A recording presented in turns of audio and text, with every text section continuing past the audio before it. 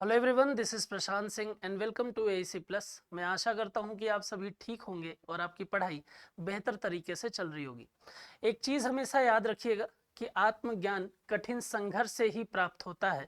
आप जितना संघर्ष करेंगे आपको उतने ज़्यादा ज्ञान की प्राप्ति होगी। इसी विचारधारा, इसी एटीट्यूड के साथ में आप पढ़ाई करते रहिए। आइए देखते हैं कि लास्ट क्लास में मैंने आपसे जो क्वेश्चन ऑफ द डे पूछा था आखिर वो क्या था। तो यहाँ पर बोल रहा है कि India AI has signed the MOU with India AI has signed the MOU with which of the following for promoting AI and emerging technology, है ना। तो इंडिया एआई जो है वो किसके साथ में अभी हाल ही में एमओयू जो है वो साइन की है, किसके लिए? एआई और इमर्जिंग टेक्नोलॉजी को प्रमोट करने के लिए। तो याद रखिएगा कि वो मेटा इंडिया के साथ में मिलकर, मेटा इंडिया के साथ में ये एमओयू जो है वो इंडिया एआई ने अभी साइन किया है। इसके तहत अगर हम बात करें तो किया क्या जाएगा, तो एक लाइन जरूर याद रखिए कि India AI and Meta will work the enhance accessibility to AI computing resources for researchers, startups and organisation with limited resources. बात समझ में आ रही है? तो याद रखना है कि भाई जो इंडिया एआई है और जो मेटा इंडिया है उसकी, मेटा इंडिया है उसकी अगर मैं बात करूं तो वो क्या करेंगे? इन्हांस करेंगे एक्सेसिबिलिटी किसकी? एआई कंप्यूटिंग रिसोर्सेज के लिए। किसके लिए? तो रिसर्चर्स के लिए, स्टार्टअप्स के लिए और ऑर्गेनाइजेशन के लिमिटेड रिसोर्स का भी वो ध्यान में रखेंगे और उनका यूज करके आगे डेवलपमेंट करते रहेंगे। तो यहाँ पर अगर हम बात करें क्वेश्चन नंबर फर्स्ट जो है वो क्या पूछ रहा है, तो in which city the central command of the air India airforce has conducted exercise Ran Vijay. ठीक है, देखिए इंपॉर्टेंट है ये। अगर हम बात करें इसकी रन विजय एक्सरसाइज जो है वो कहाँ अभी कंडक्ट की गई है, तो आप याद रखिए कि वो की गई है प्रयागराज में। बात समझ में आ रही है? वो कहाँ की गई है? वो की गई है प्रयागराज में। अब ये पूछ रहा है कि भाई ये जो वायुसेना की मतलब अभ्यास है जो रणविजय के नाम से जानी जा रही, जो प्रयागराज में अभी संचालित की गई है या वहाँ पर ऑर्गेनाइज की गई है, ये कब से कब तक हुई? तो यहाँ अगर हम बात करेंगे तो ये 16 जून से लेके 23 जून तक हुई। यही आप मेंशन कर लीजिए, 16 जून से 23 जून तक। बात आती है कि सर किसके लिए ये किया गया, ये अभ्यास की अगर हम बात करें तो किस लिए ये अभ्यास जो है वो किया गया है, तो enhance the skill of fighter pilots. अगर हम बात करें तो इस रणविजय के माध्यम से enhance the skill of fighter pilots जो है उनकी स्किल को इन्हांस करने के लिए ये कंडक्ट किया गया था।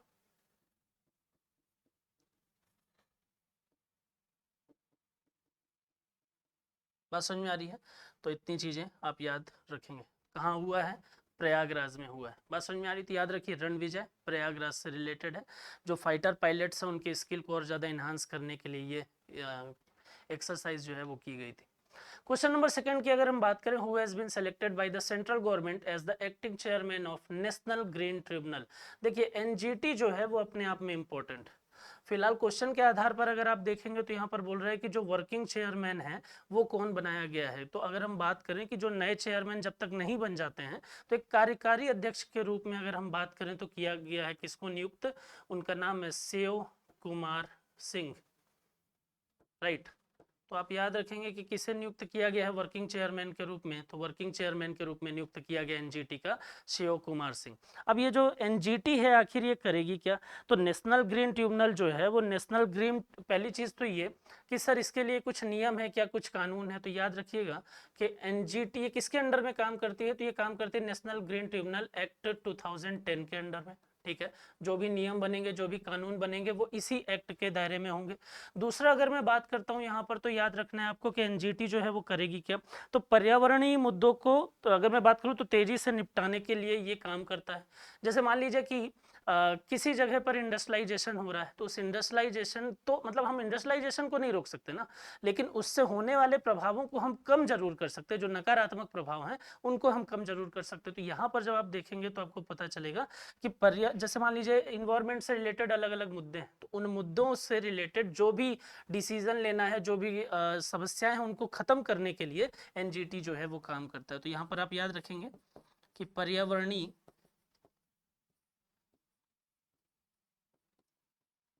मुद्दों के तेजी से निपटारे के लिए ये काम करता है।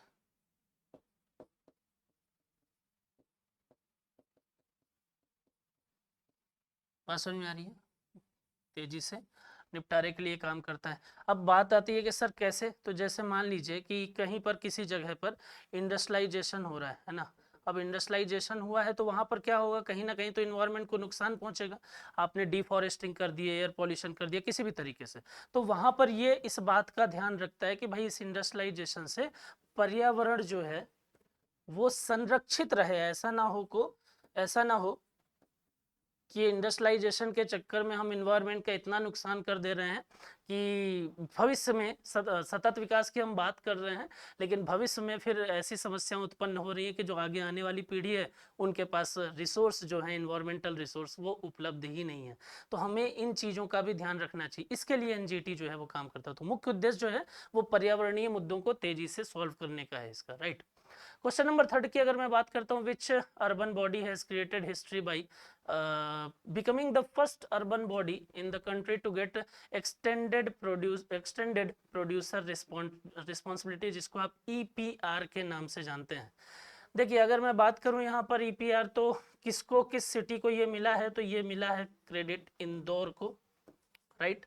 और इंदौर के बारे में अगर हम स्वच्छता की बात कर रहे हैं, क्योंकि है ना कचरे से उससे हम रिप्रोडक्शन और बाकी चीज़ों की हम बात कर रहे हैं, तो यहाँ पर आप देखिए तो अगर हम बात करें कि इंदौर की, तो इंदौर जो है वो 6वीं बार उसको अवार्ड मिला है स्वच्छ शहर का। बात समझ में आ रही है? तो आप याद रखिए कि इंदौर जो है उसको कौन सी बार या कितनी बार अवार्ड जो है वो मिल चुका है स्वच्छ शहर का। तो भारत का सबसे स्वच्छ शहर के तौर पर इसको 6वीं बार ये अवार्ड दिया गया है, राइट। दूसरा अगर हम बात करें तो यहाँ पर और क्या ईआरपी जो है वो करेगा क्या, तो ईआरपी की जब हम बात करते हैं, एक्सटेंडेड प्रोड्यूसर रिस्पॉन्सिबिलिटी की अगर हम बात करते हैं, तो याद रखिए कि जो कचरा प्रबंधन का क्षेत्र है ना, जो गार्बेज मैनेजमेंट या प्रोसेसिंग कहलाता है, जैसे कचरे का यूज करके आपने क्या किया, उससे कोई नई चीजें बना दी, तो यहाँ पर अगर हम बात करें, जो जैसे आप फूड प्रोसेसिंग जानते हैं उसी तरीके से गार्बेज प्रोसेसिंग भी होती है। तो कचरा प्रबंधन के क्षेत्र पे अगर हम बात करें तो आप देखेंगे कि जो प्रोड्यूसर है, जो इंपोर्टर है या एक्सपोर्टर है, दोनों को ले लीजिए, या अगर मान लीजिए कि अगर मैं जो ब्रांड वैल्यू डिसाइड कर रहा है किसी भी प्रोडक्ट का, है ना, उस प्रोडक्ट पे यहाँ पर अगर आप देखेंगे तो वहाँ पर ये जितने लोग आपको समझ में आ रहे हैं, जो भी इंस्टीट्यूशन या संस्थान समझ में आ रही है कचरा प्रबंधन के तहत, उनके लिए लक्ष्य का निर्धारण करने का काम जो है वो कौन करता है, ईआरपी करता है। बात समझ में आ रही, ताकि कचरे के क्षेत्र में और बेहतर से बेहतर चीजें जो हैं वो की जा सके। बात समझ में आ रही है? मतलब ये समस्या तो है, लेकिन समस्या में कहीं ना कहीं हम उनको रीयूज करके या कहीं ना कहीं हम उसका प्रयोग करके कुछ नई चीजों का निर्माण कर दे रहे हैं, या ऐसी चीजें जो डिस्ट्रॉय नहीं हो रही हैं उनका यूज करके हम क्या कर दे रहे हैं, दूसरी चीजें बना दे रहे हैं। तो ये एक बेहतर चीज है। तो स्वच्छता के मामले में भी याद रखिए, इंदौर जो है वो भारत का सबसे स्वच्छ शहर है और 6वीं बार उसको ये अवार्ड जो है वो मिला है, ठीक है। क्वेश्चन नंबर 4 की बात करते हैं, in which city the 8th global pharmaceutical quality summit 2023 is held. विश्व 8वां वैश्विक फार्मास्यूटिकल गुणवत्ता शिखर सम्मेलन 2023 किस शहर में आयोजित किया गया है, तो आप देखेंगे कि वो हाल ही में मुंबई में आयोजित किया गया है। बात समझ में आ रही है? अब बात ये आती है कि सर ये फार्मास्यूटिकल समिट जो है, क्वालिटी समिट जो है वो हुई थी, तो आखिर इसका इम्पैक्ट क्या है, किस लिए ये चीजें की गई हैं। तो याद रखिए कि एक ऑर्गेनाइजेशन काम करता है, ठीक है, उस ऑर्गेनाइजेशन का नाम है आईपीए, ठीक है, उस ऑर्गेनाइजेशन का नाम है इंडियन फार्मास्यूटिकल एसोसिएशन। इसके एस्टेब्लिशमेंट की अगर मैं बात करूं तो इसका एस्टेब्लिशमेंट हुआ है 1999 में, ठीक है। 1999 में इस संस्थान को स्थापित किया गया है।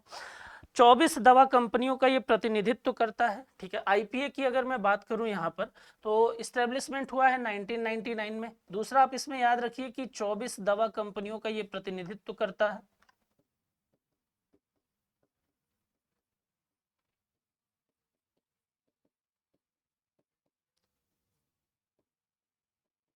ठीक।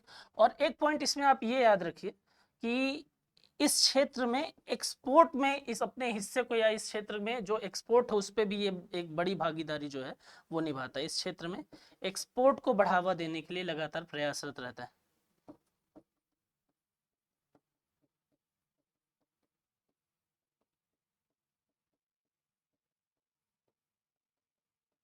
बात समझ में आ रही है? तो एक पॉइंट इसमें ये याद रखिए। तो आप याद रखिए कि कहाँ पर हुई है 8th global pharmaceutical quality summit, वो हुई है मुंबई में, ठीक है।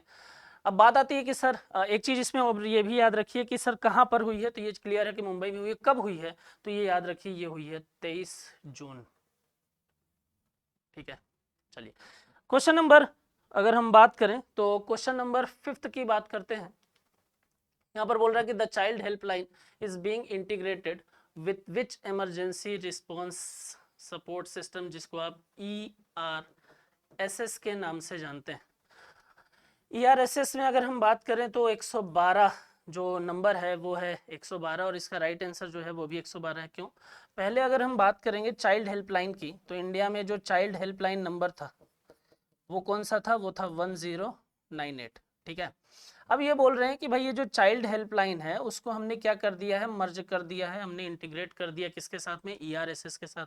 तो कौन सा ऐसा नंबर है जो ये फैसिलिटी चाइल्ड हेल्पलाइन की सर्विस जो है वो उसमें प्रदान की जाएगी, तो वो प्रदान की जाएगी किसमें, 112 में। बात समझ में आ रही है? तो यहाँ पर जब आप देखेंगे तो आपको ये पता चलेगा कि भाई जो मतलब नंबर है वो कौन सा है, वो है 112। दूसरा इसमें आप ये याद रखिए कि इंडिया में जो चाइल्ड हेल्पलाइन का नंबर है वो कौन सा है, तो वो है 1098, ठीक है। यहाँ पर एक चीज और देखिए कि किन राज्यों में ये शुरुआत की गई है। सरकार ने कहा कि आपातकालीन प्रतिक्रिया सहायता में ERSS 112 के साथ चाइल्ड हेल्पलाइन का एकीकरण करने का पहला चरण कितने राज्यों में हुआ है, तो एक चीज वो याद रखिए कि 9 राज्यों में हुआ है। राज्य कौन कौन से, तो आंध्र प्रदेश, अरुणाचल प्रदेश, बिहार, दादरा और नागर हवेली, दमन और दीप, गोवा, गुजरात, लद्दाख, पुडुचेरी और मिजोरम, राइट। तो इन राज्यों में अभी हाल ही में ये सुविधा जो है वो शुरू की गई है, और ये 24/7 की सुविधा है।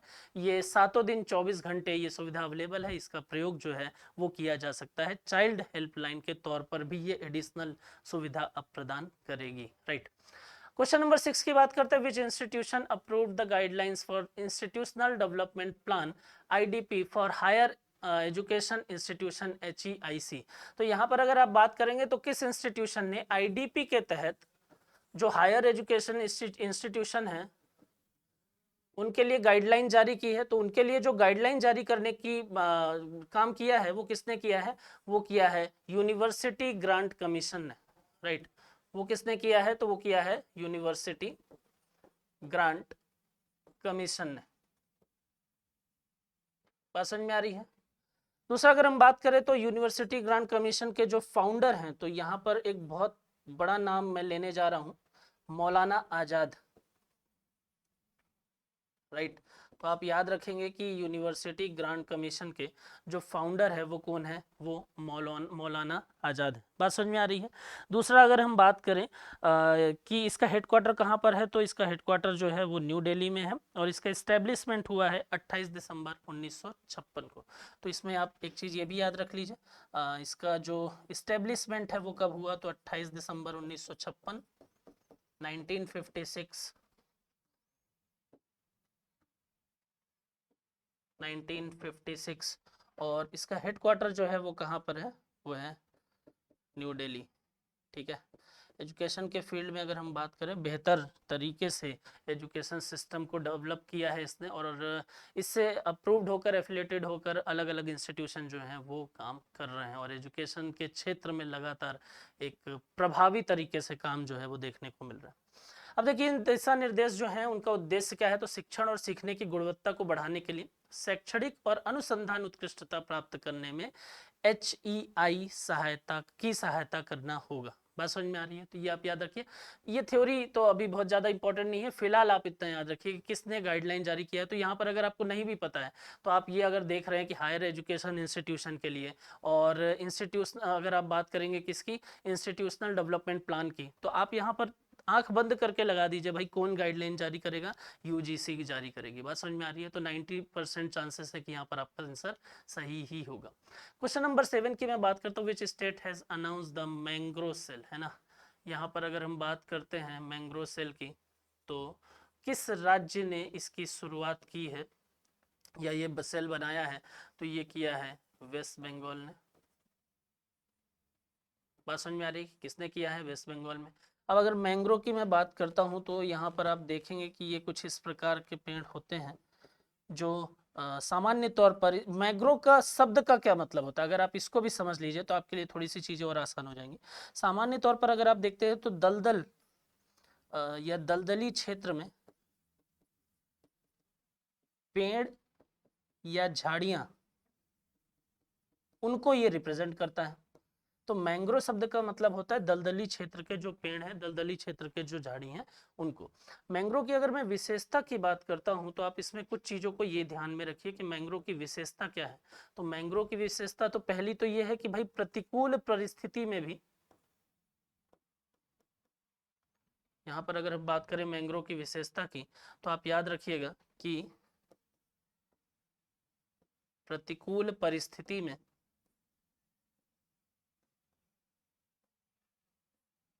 ये जीवित रहते हैं।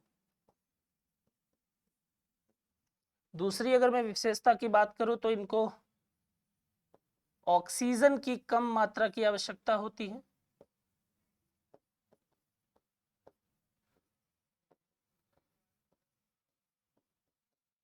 बात समझ में आ रही है? तो यहाँ पर अगर मैं मैंग्रोव की विशेषता की बात करता हूँ तो आप याद रखिएगा कि ये क्या करते हैं, ये जीवित रहते हैं किसमें, प्रतिकूल परिस्थितियों में भी, और ऑक्सीजन की सामान्य तौर पर अगर आप बात करेंगे तो ऑक्सीजन की इनको कम आवश्यकता भी होती है। अब बात करते हैं कि मैंग्रोव सेल आखिर करेगा क्या सर। तो मैंग्रोव सेल के बारे में अगर हम बात करें तो मैंग्रोव सेल जो है ये क्या करेगा कि मैंग्रोव के वृक्षारोपण के लिए इसने क्या किया है, एक एनुअल प्लान तैयार किया है। और यहाँ पर जो चीजें होंगी वो किसके तहत होंगी, इसी प्लान के तहत होंगी। तो मैंग्रोव के वृक्षारोपण के लिए एनुअल प्लान बनाए जाएंगे। दूसरा अगर हम बात करें तो इसके रख रखाव के लिए लगातार प्रयास किया जाएगा, रख रखाव और संरक्षण के लिए, ठीक है। और तीसरा अगर हम बात करें तो मैंग्रोव सेल का ही हम काम देख सकते हैं कि domestic level and international level पर, यहाँ पर अगर आप देखेंगे तो इंटरनेशनल लेवल पर मनी का अरेंजमेंट करना,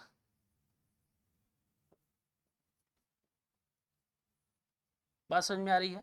तो ये सारे काम जो हैं वो किसके हैं, ये सारे काम जो हैं वो इसी मैंग्रोव सेल के हैं, ठीक है। इसको आप इधर मत मिला दीजिएगा, इसको मैं इधर कर देता हूँ। तो ये सारे काम जो है वो किसके हैं, ये सारे काम मैंग्रोव सेल के हैं। तो किस राज्य सरकार ने स्थापना की है अभी, वो की है वेस्ट बंगाल ने, है ना, पश्चिम बंगाल ने। क्वेश्चन नंबर 8 की बात करते हैं कि यहाँ बोल रहा है कि विश्व व्यापार संगठन के 13वें मंत्रिपरिषद सम्मेलन के अध्यक्ष डॉक्टर थानी अल जायोदी किस देश से। देखिए यहाँ पर अगर हम बात करें पहली चीज की कि 13 मिनिस्ट्रियल कॉन्फ्रेंस,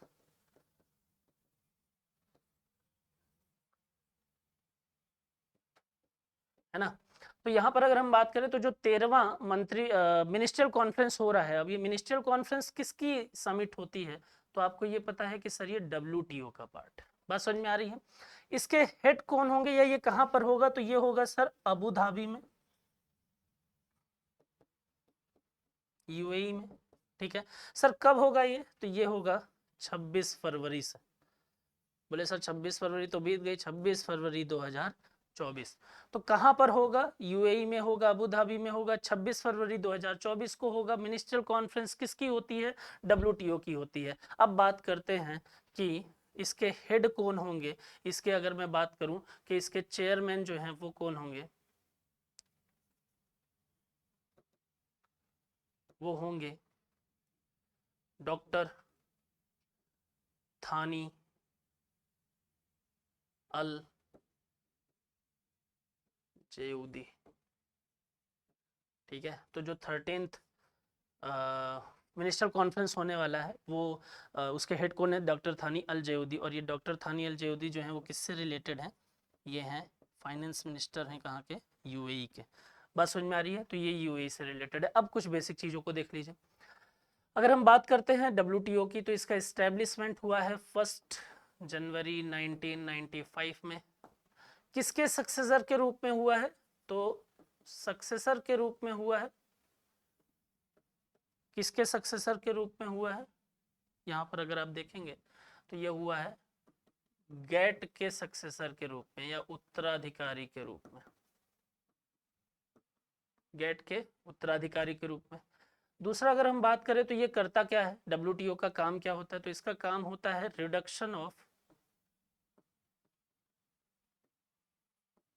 टैरिफ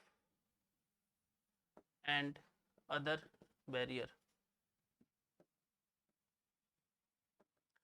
अंतरराष्ट्रीय व्यापार में जो जानबूझकर शुल्क आधारित या गैर शुल्क आधारित अवरोध उत्पन्न किए जाते हैं, उन बैरियर को खत्म करने का काम या कम करने का काम जो है वो डब्ल्यूटीओ करता है। बात समझ में आ रही है।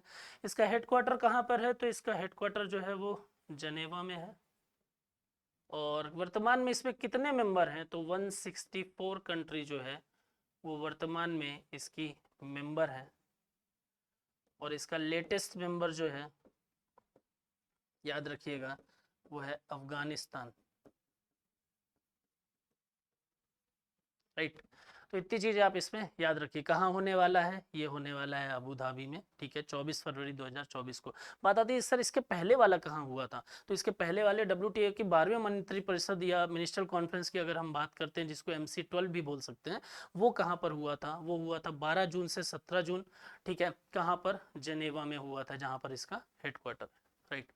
क्वेश्चन नंबर 9 की बात करते हैं, which state has become the largest micro borrower in India. हाल ही में अगर आप देखेंगे तो माइक्रो फाइनेंस इंस्टीट्यूशन या माइक्रो बोरोइंग का काम जो है वो अभी किसने किया सबसे ज़्यादा, वो किया है बिहार सरकार ने। ठीक है, तो यहाँ पर आप याद रखेंगे कि बिहार मतलब माइक्रो बोरोवर ऑफ इंडिया जो है वो कौन सा राज्य अभी देखने को मिला है। ठीक है, तो यहाँ पर आप देखेंगे तो एक रिपोर्ट के अनुसार मार्च 2023 तक बिहार तमिलनाडु को पीछे छोड़ते हुए भारत में सबसे अधिक सूक्ष्म उधार लेने वाला देश बन चुका है।